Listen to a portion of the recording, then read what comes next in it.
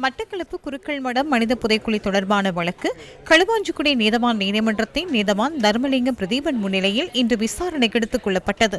களுவாஞ்சிக்குடி நீதவான் நீதிமன்றத்தின் உத்தரவின் பேரில் பேராசிரியர் ராஜ் சோமதேவ தலைமையிலான குழுவினர் மட்டக்களப்பு குருக்கள்மடம் பகுதியில் 3 நாட்களாக ஸ்கேன் பரிசோதனையை மேற்கொண்டனர். இந்நிலையில் எதிர்வரும் 26ஆம் தேதி வழக்கு மீண்டும் விசாரணைக்கு எடுத்துக் கொள்ளப்பட உள்ளது. 15, 16, 17ஆம் தேதிகளிலே பேராசிரியர் ராஜ் சோமதேவ தலைமையிலான நிபுணத்துவ குழுவினால் குறித்த சந்தேகத்துக்கிடமான மனித புதைக்குழி பெற்றுள்ளதாக நம்பப்படுகின்ற அந்த இடத்திலே ஸ்கேனிங் நடவடிக்கைகள் மேற்கொள்ளப்பட்டிருந்தன.